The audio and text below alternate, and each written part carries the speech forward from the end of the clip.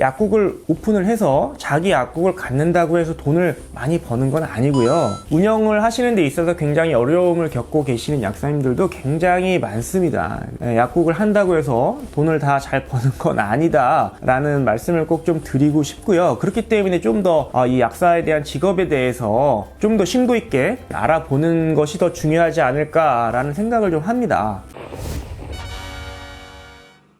네, 안녕하세요. 약드라이브의 칼로리입니다. 저번 영상에서 제가 약사 직업에 대한 이야기를 좀 나눠 봤습니다. 자, 그런데 두서없이 좀 이야기를 나누다 보니 좀 보충할 필요가 있을 것 같아서 오늘 영상을 좀 추가로 제작을 했고요. 자, 일단 약사에 대한 좀 오해가 있는 분들이 계신데, 약국을 오픈을 하면 굉장히 돈을 좀 많이 번다라는 생각들을 조금씩은 다 가지고 계신 것 같습니다. 나는 좀 돈을 벌려고 약대에 진학하시는 분들이 아직까지 꽤나 많지 않나, 이런 생각을 합니다. 자, 허나 저처럼 이제 약국 근무를 하고 계신, 약국을 운영하고 계시는 분들에게 이런 질문을 하면은 아마 의견이 많이 좀 다를 거라고 생각을 합니다. 자, 왜냐면 약국을 한다고 돈을 이렇게 많이 버는 건 아닙니다. 자, 물론 잘 되는 약국을 운영하고 계시는 약사님들이 분명히 계시죠. 자, 근데 그분들이 이제 막 졸업해서 약국을 운영하신 분들이 아닙니다. 뭐 10년, 20년, 30년 전부터 약국을 운영하고 계신 분들이라는 거죠. 그분들이 은퇴 안 하고 계속 하고 계신 겁니다. 자리를 잘 잡아서 운영을 하고 계시는 거지, 지금 약국을 뭐 바로 시작해서 굉장히 잘 되는 건 아니라는 것이고, 또한 예전보다 약국의 어떤 그 수익이 좋지 않습니다. 이게 예전 약사님들 얘기를 들어봐도 예전만치 않았다, 일만 힘들고 뭐가 또 많아지고 수익이 점점 안 좋아진다라는 얘기를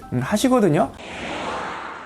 실제로 옛날에 몇십 년 전부터의 통계를 보면은 약국의 수익률은 계속 조금씩 떨어지고 있습니다. 의약분업 됐을 때 이제 2000년도에 잠깐 좋아졌는데 몇십 년 동안 현재까지 계속 안 좋아지는 상황이라는 거죠. 한 번도 좋아진 적이 없습니다. 약국을 오픈을 해서 자기 약국을 갖는다고 해서 돈을 많이 버는 건 아니고요. 운영을 하시는 데 있어서 굉장히 어려움을 겪고 계시는 약사님들도 굉장히 많습니다. 그렇기 때문에 좀 더 이 약사에 대한 직업에 대해서 좀 더 심도 있게 알아보는 것이 더 중요하지 않을까라는 생각을 좀 합니다.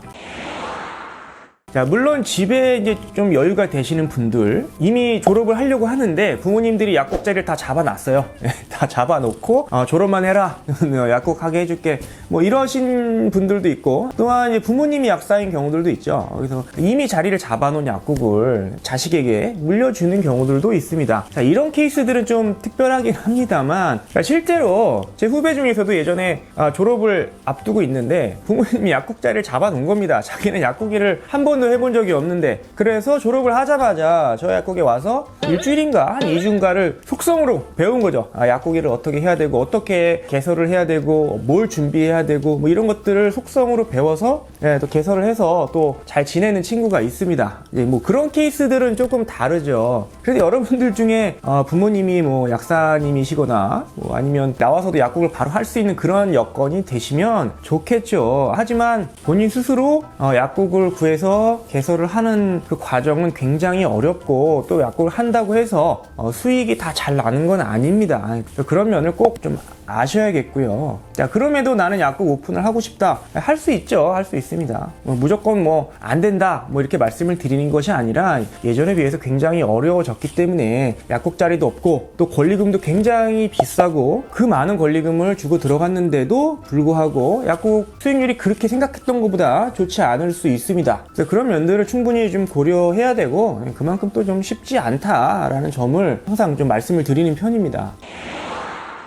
자, 그럼 장점은 없느냐? 그렇지 않습니다. 약사의 장점도 있습니다. 그러니까 특히 이제 근무약사에 한해서 말씀을 드리자면, 제가 생각하는 큰 장점은 그 이직이 좀 편하다는 점입니다. 그리고 내가 근무하고 싶은 시간에 근무를 할 수 있다라는, 자, 이 점이 가장 좀 메리트가 있지 않을까라고 생각을 하는데요. 물론 뭐 약사님들마다 다른 의견을 가지고 계시겠지만 저는 그렇게 생각을 합니다. 자, 회사와 비교를 해보겠습니다. 회사는 취직을 해서 이직을 하기까지 굉장히 어렵습니다. 약국을 옮겨가면서 내가 원하는 시간대에 할 수 있는 그런 여건이 충분히 되어 있습니다. 여러분 주변에 약국 굉장히 많죠. 자, 그 약국들 중에서 내가 원하는 근무 시간, 뭐 요일 이런 걸 따져서 취직을 할 수가 있다는 거죠. 자, 자, 그래서 나는 저녁에만 근무를 하고 싶다. 낮에는 뭐 딴 거 할 게 있다. 그럼 저녁에 약사를 구하는 약국에 취직을 하면 되고요. 또 난 주말에만 하겠다. 뭐 평일에는 뭐 다른 일을 또 하니까 주말에만 일을 좀 열심히 하겠다. 그러면 또 주말 약사를 구하는 약국에 취직을 하면 됩니다. 나는 월수금만 하겠다. 뭐 그런 약국도 있습니다.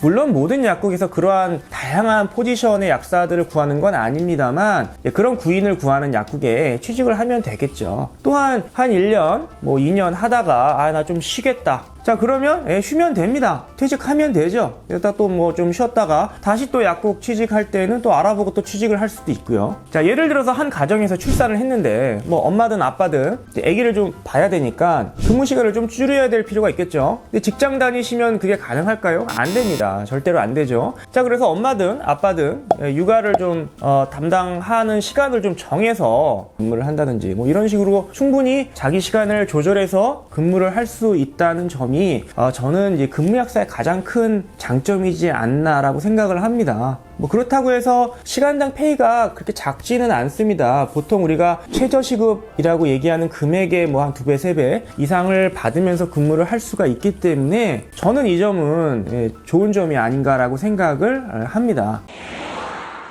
오히려 약국을 오픈을 하면 자기 시간이 별로 없습니다. 물론 큰 약국을 차려서 근무약사들을 많이 고용을 하면 뭐 좀 쉴 수는 있겠죠. 내가 좀 왔다 갔다 하면서 조절을 할 수가 있겠지만 대부분 이제 약국을 운영하시는 약사님들이 1명 내지 2명, 3명 정도가 근무하는 약국이기 때문에 이런 환경에서 자기 시간을 내기가 만만치만은 않습니다. 그렇기 때문에 그런 경우보다는 근무약사님들이 훨씬 더 좀 시간 활용을 잘 할 수 있으면서 자기 일을 할 수 있다. 그런 점이 저는 좋은 점이라고 생각을 하고요. 뭐 아무쪼록 현명한 선택하셨으면 좋겠습니다. 감사합니다.